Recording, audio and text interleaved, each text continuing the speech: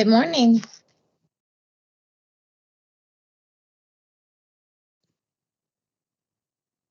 How are you?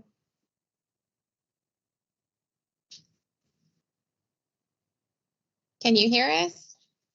I can hear it. Good morning.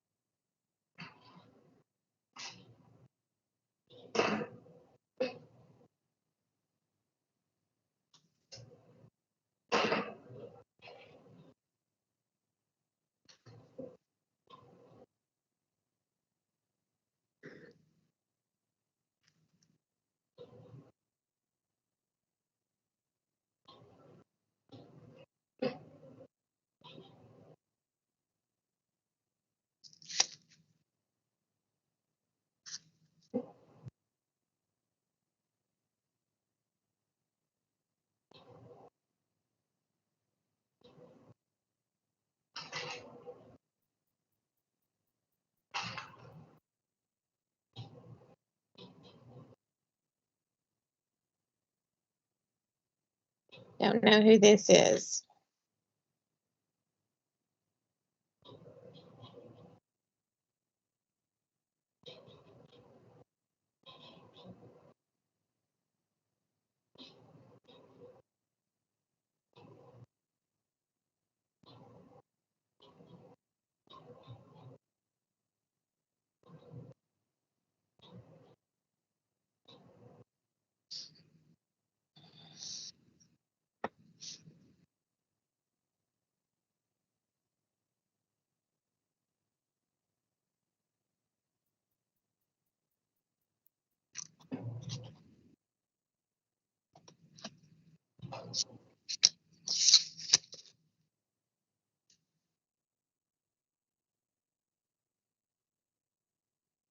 Hey, Robbie. Y'all, hey, let's just check to see if y'all could hear me.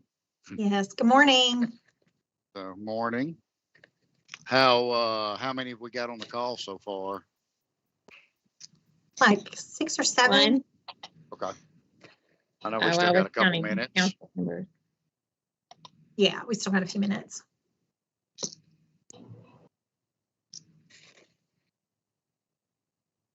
Who just joined? Brian Hooper. Thank you. Hi, Brian. Hey, how are you? Great. How are you? Great, thank you.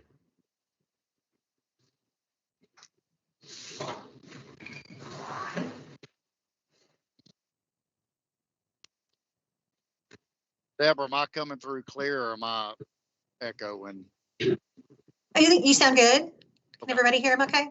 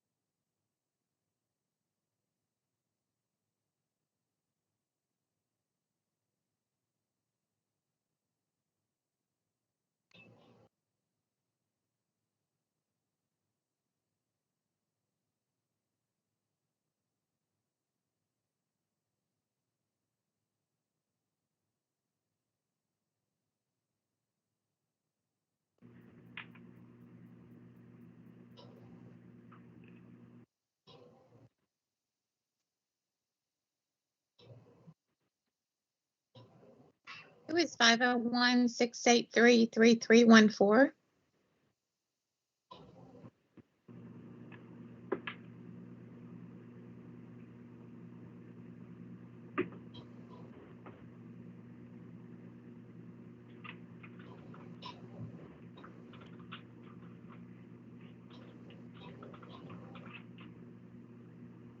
They may be. I know mine was muted automatically. So if you can hear what Deborah said, you might look and make sure you're not muted.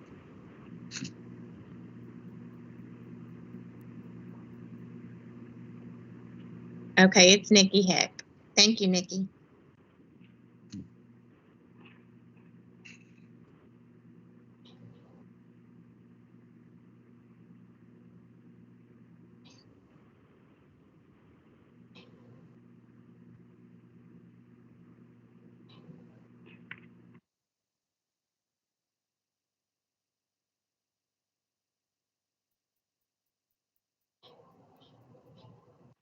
Deborah, do we have a quorum yet?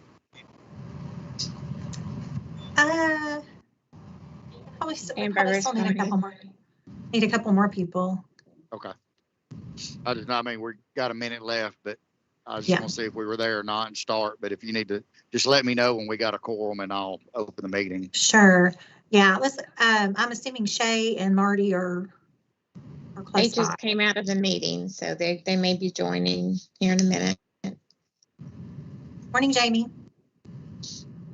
Morning, all. Morning, Jim. Good morning.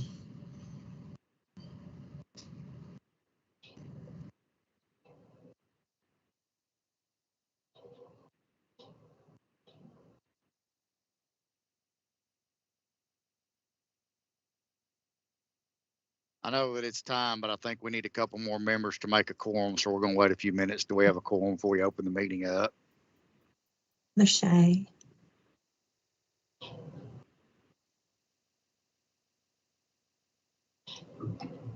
Elaine, do you know, was Marty going to just stay over there for the meeting?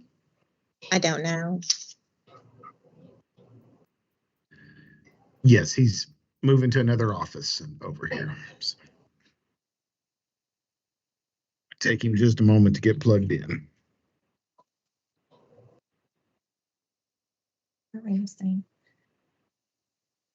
Okay, Shay, how was your trip?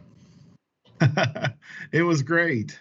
It was really nice. It was really interesting and beautiful and fun, but it was really cool just to be totally unplugged for 7 days on a river with no cell service, no connectivity whatsoever. No, you didn't see a vehicle, you didn't see a power line, you didn't see a street light, anything. Totally off the grid. So Wow.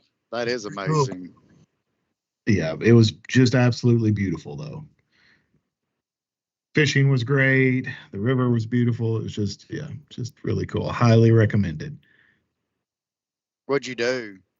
Went to the Middle Fork of the Salmon River in Idaho. It's the largest tract of wilderness in the lower 48. And so you're on rafts and you float, and they fly in to this location. It's so remote they have to fly in on like bush planes. Bush pilots fly in, drop you off. You float for 7 days downstream. So Wow. yeah, Okay. and Middle Fork of the Salmon, it is just beautiful too. Okay.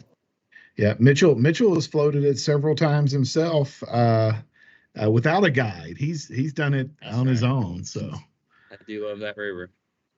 it is unbelievable, just beautiful. Judge Ellison, I'm down here in Mena right now, actually, out at Ward Lake. Well, good. Just Good. met with Seth.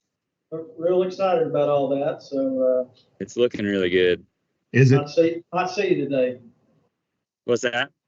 I said I might see you today then. I know, we're going to lunch at Rick's place after this, so Okay. if you stop by, we'll be there. All right.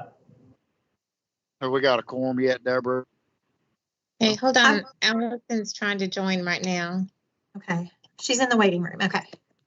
There she is. Can y'all hear me, Deborah? Yes. Yes. Yeah, somebody's Yeah, got go ahead. bad service. Let's go ahead and get started. Okay. We'll go ahead and I'll call the meeting to order, and I just want to thank everybody for taking time out to do this. Hopefully it shouldn't be but 30 minutes, if that. I'm driving, so I'll do the meeting, but I'll just have to watch some of the slides as they come about. Deborah's going to kind of take us through the point by point where we're at. And I know right now Miss Lane's going to do roll call for us. Okay. Robbie Beavis, Here. Mitchell Allen, Here. Mitchell, Brian Hooper, Present. thought he was here. Brian, He said here. Yeah. He's here. Tommy Land, Roy Ragland, Jim Schamberger, Here. Bobby Shepherd, Brandon Ellison, Here. Allison Delahousse. Here. Hope I said that right. Shay Lewis, Here. Marty Ryle. Here. Thank you. Is that everybody? Yeah. Okay. Next, Yes. well, I think we're going to do the adoption of minutes from the last meeting. Motion to approve. Got a motion. Can I get a second? Second. As Jim and Brian, all those in favor by saying aye. Aye. Any opposed? Motion carried. What's next, Ms. Deborah? Financials? Yes, with Jamie Fisher. Good morning. Can y'all see my screen? Yes. Okay, Yes. excellent. Okay, so wanted to take us through our financial report. This is going to be the 3-month period ended July 31st. So we'll start off with a summary of our collections. So stepping it through, our initial balance at the beginning of this period on May 1st for this fiscal year was 43.9. Collections for the 3-month period were 9.7 million. We've had interest of 270,000. And then the 23 grant closeout returned back to the fund 2.2 million, which does include interest. Then less the emergency grant fund and trust funds that set aside leaves us with 43.3 that went to the 25 grants for a final total of 13.2 balance. That balance will go towards next year's 26 award amounts. Moving on to the next schedule, this is just going to be an overview of our grants. So the 23 grants have just closed at June 30th. As I mentioned, that 2.2 went back into the fund. For fiscal year 24, 33.2 million has not yet been transferred. And of the 25 monies, 43.4 was the award, with only $1 million being transferred out. At the bottom of that schedule just shows you a summary of the actual cash balance at 7/31, which consists of the 13.2 that we discussed on the first slide, and then the awards and the interest shown above, and then the balance of 89.1. Are y'all having trouble hearing me? You were loud and clear to me. No, Okay, that's just not a problem at all. Okay.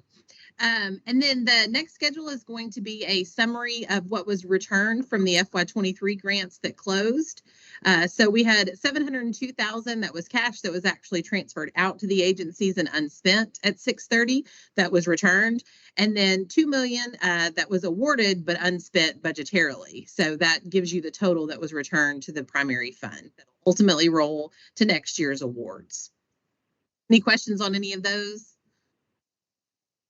The next summary is just going to give you a breakdown of the collections. As I mentioned, collections this year have been 9.7 million for the 3-month period. That's down just almost 1% over previous year's collections, but we did see a rebound in July, as you can see there, over last year. So trended up quite considerably in July by comparison. A second. Is that it, Miss Jamie? I've got one more, Okay. one more. So this is just a quick summary of the real estate revenue by year and by month. So you can see how it breaks out comparatively with several more years beside it. And then also the portion that has gone to historic preservation there at the bottom. These amounts do not include interest at the top. So that's the conclusion of the financial reports, but I'll Okay. take any questions if anyone has any. Well, with the interest rates where they're at, if we're only 1% off, I take that as a win right now. So that's not too bad overall on collections. Is there any discussion or questions from anybody else? No, I'll make a motion to approve the financials. Okay, we got a motion from Jim to approve. We get a second. I'll Second. second the motion. Okay, we had several seconds. So all those in favor by saying aye. Aye. Okay. Okay, yeah. Any opposed? Hearing none, the motion is approved. What's next? Your update from you now, Ms. Deborah? Actually, Jamie is also going to talk, she has 2 more points. Okay. So the next one is just a request of the council for $10,000 for administrative expenses.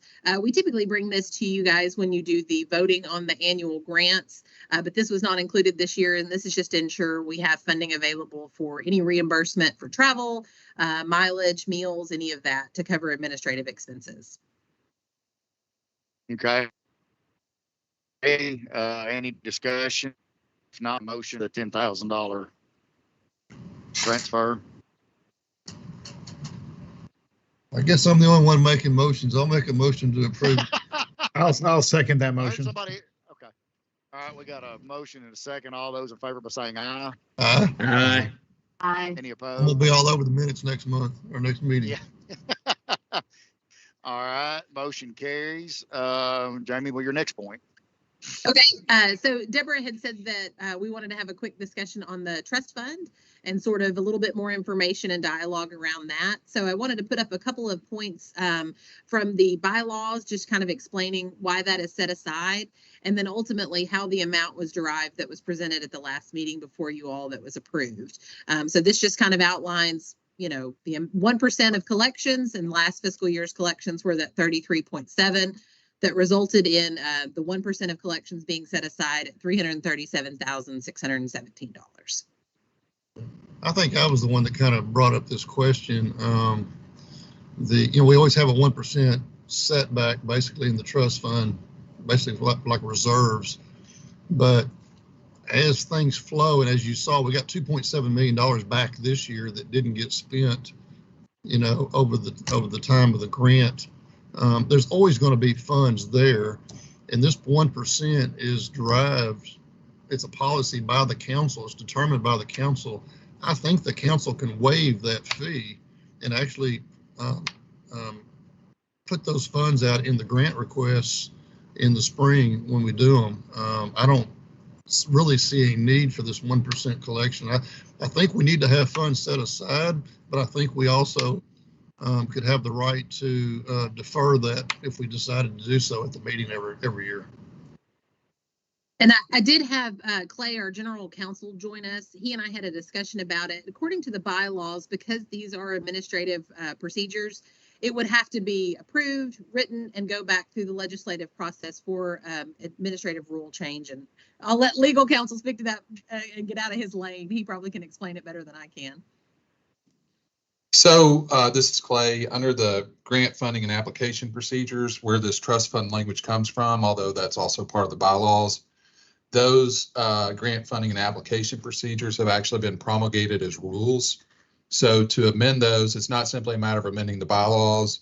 It would have to be submitted to the Legislative Rules Committee, and Marty will tell you where that is for approval to change. So first of all, it had to be a vote to change the rules, and then also present that to ALC for approval of any rules change and justification for the rules change.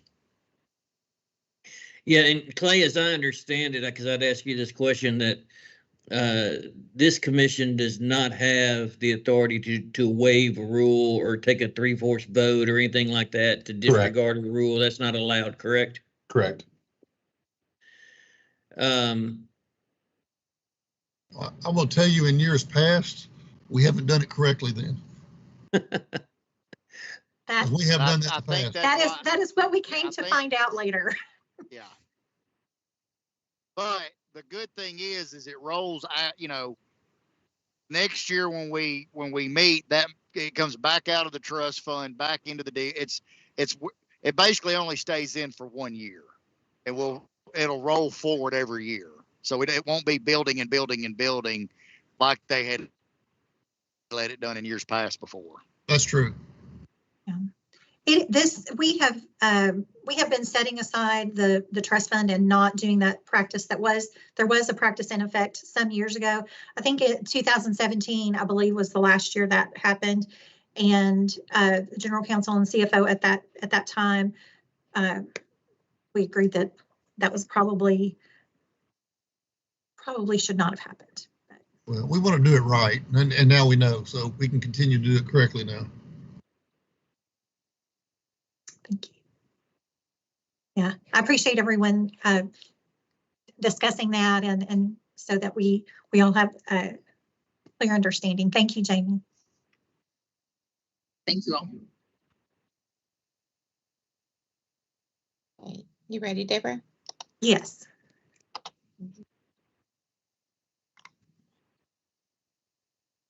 So I have a couple of slides for. Oh, I'm sorry. Jim, one thing, I don't think we want to open the can of worms of going back through all the process when it's not going to be that big a deal to pull it in and rotate it forward every year like we have been. No, let's just do it like we're supposed to be doing. I think it could get into a whole nother mess if we open it up for people to look at. Was there any more discussion? Okay, I'll just move forward. All right, the first slide, just to remind everyone, ANCRC, this is such an honor for me, and I know for each of you serving on this council, the grants that we're awarding each year, they have impacted literally every county and community in Arkansas through a number of ways, and we've been around since 1989. So next slide.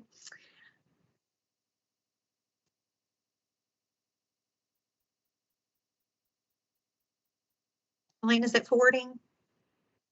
It is on mine. Okay. I'm still on the first slide. It just changed. Thanks, Jim. Deborah, did yours not change? It's not changed. Mine's not changing. Has anyone else's changed? Yes. Mine hasn't changed either. Yeah. Mine has. You said yours has? I'm just on the first slide.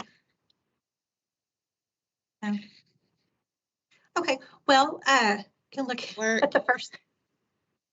I'll just move forward. I click the arrow at the bottom where it says 1 of 22. If you click that arrow and it'll move it on your screen. I guess it's not showing up for everybody. Mine did the same. Mine lets me move it too. Yep. All right, well, we'll just each forward. Thank you. Thank you, Marty.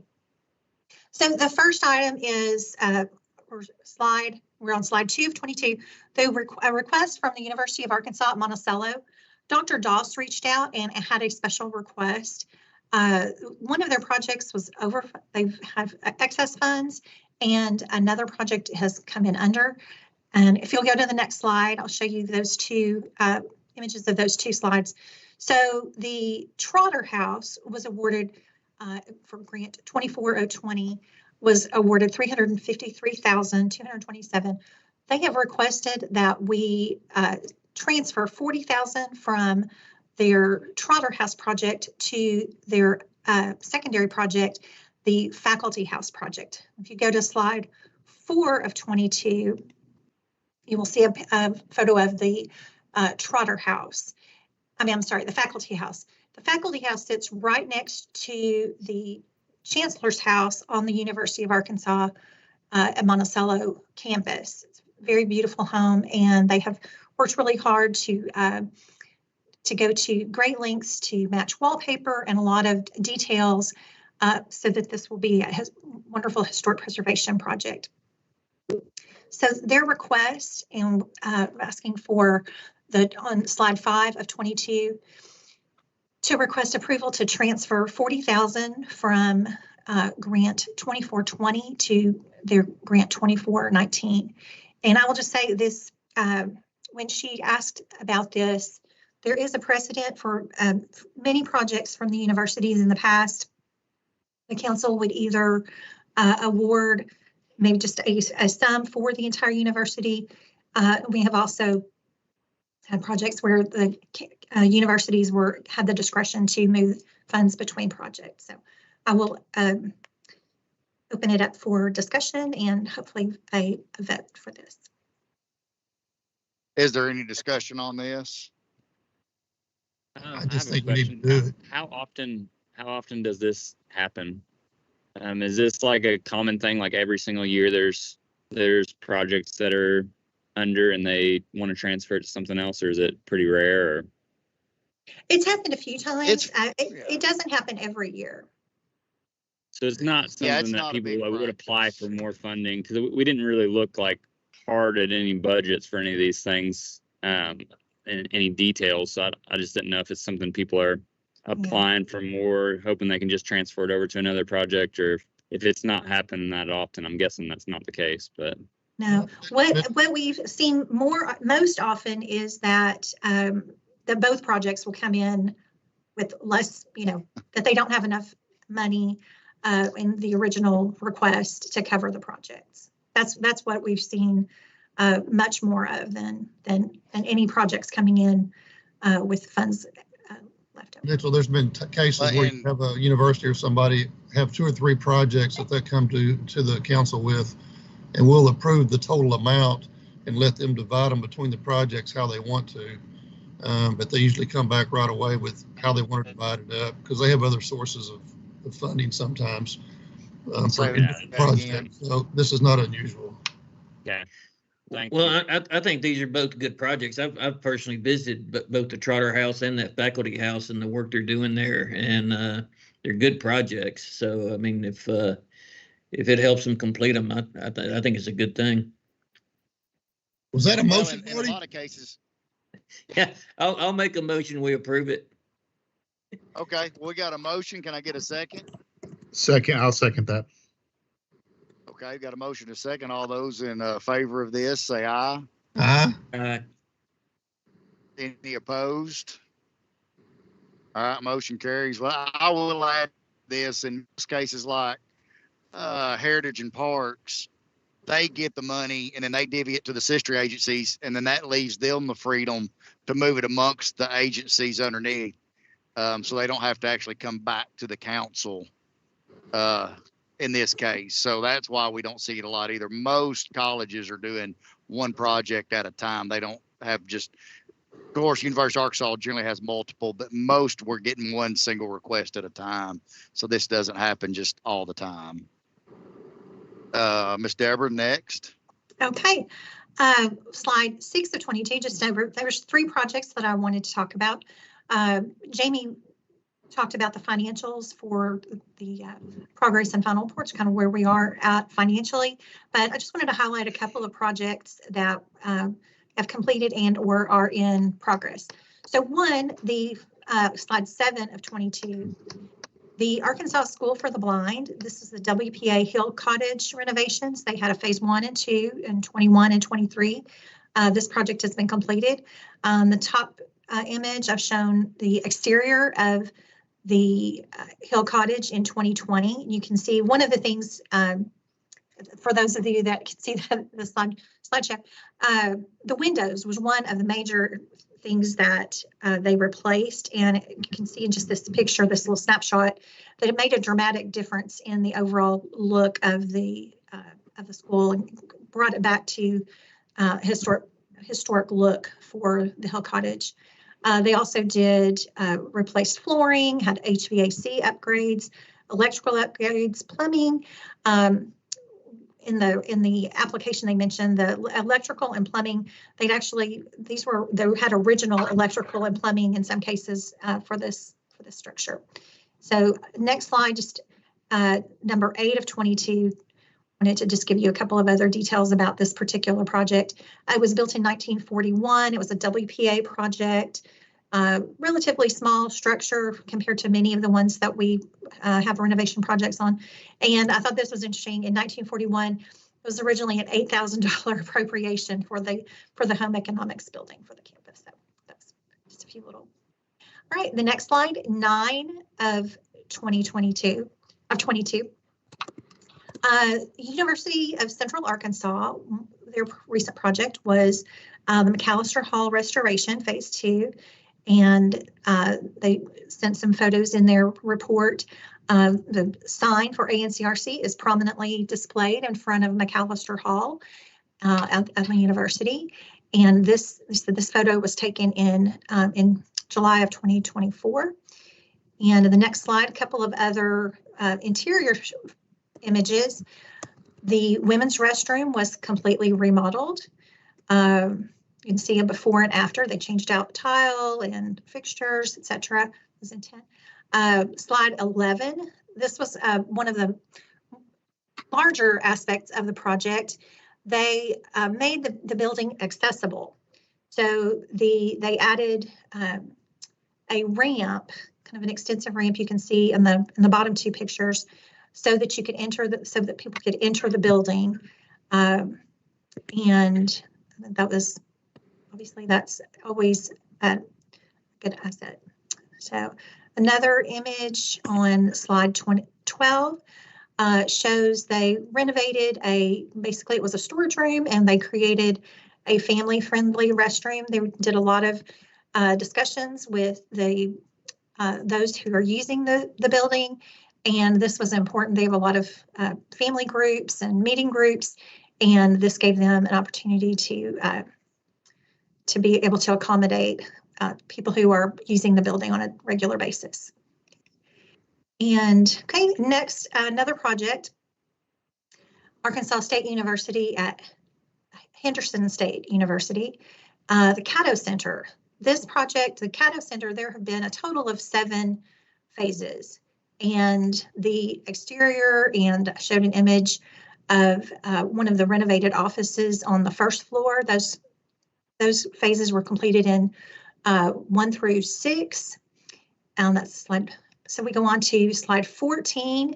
They had an actual ribbon cutting for the gallery portion. As you walk into the Caddo Center, you see this lovely gallery of Native American pieces. It's a wonderful collection. I encourage everyone, if you have not seen this collection, it is really amazing. It's quite a treasure. And it also, in addition to being this wonderful collection, this is now a one-stop for the students that attend Henderson. So they have many resources that are all encased in the first floor, and then they are also renovating the second floor, the lower level. So if you go on to some of the other projects, so they also had a phase 7 in 24 for the fiscal year 24. And a couple of the projects that are involved with that were adding another exit.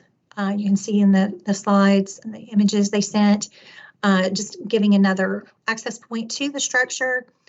And then they are also continuing on to finish out the advising and tutoring, and to make those usable spaces. Much of this structure was not in use for a number of years. It was formerly the cafeteria, and it's really exciting to see it. Just I know when Marty and I were there for the ribbon cutting, people who remember being in the cafeteria as students, and now to see it serving the whole campus again is really a remarkable. So another wonderful ANCRC project. So another project, go to, and this was another project at the Henderson campus, is their Barkman House.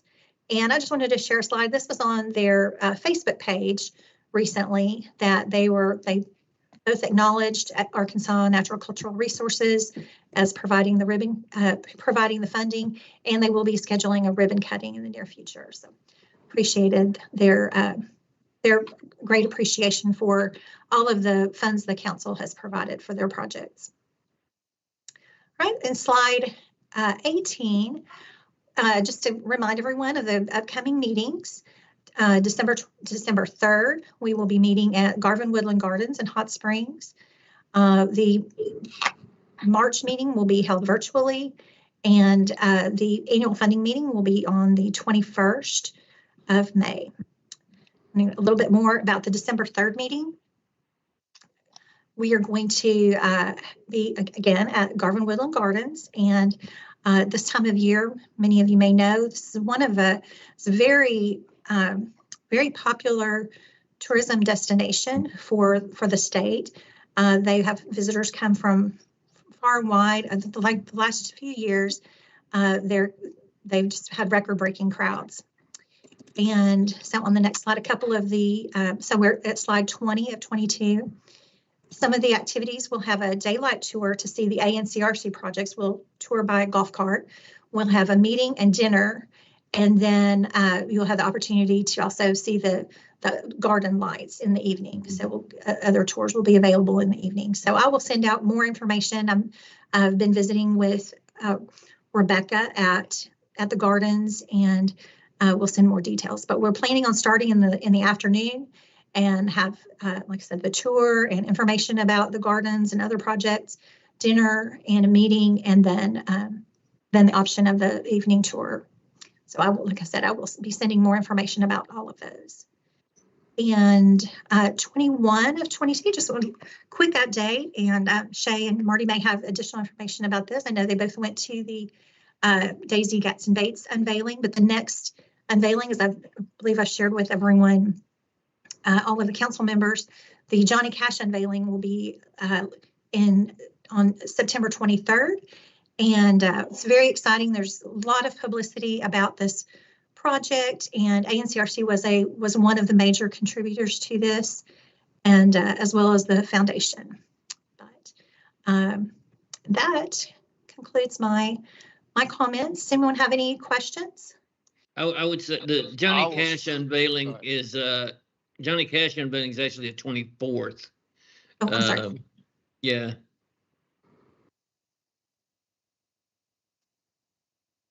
But if anybody I think, been to Garver, oh, go ahead.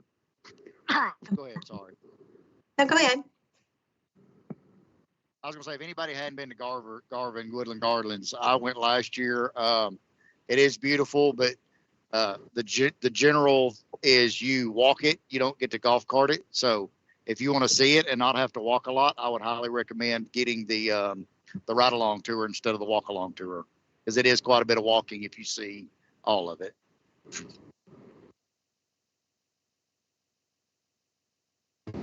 If there's anybody else that has anything to say.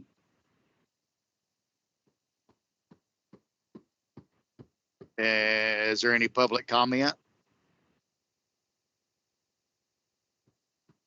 Is there anything else, Miss Deborah? That's all I have. Thank you. Well, if there's no public comment and nothing else from the council, I will entertain a motion to adjourn so we can get along with our day with anything else we have. So moved. Got a motion, get a second? Second. Got a second? All those in favor by saying aye. Aye. Motion carries. Thank each and every one of you for your time today, and hopefully y'all have a great rest of the week and a great weekend. So thank you and have a good day. Thank you. Thank you.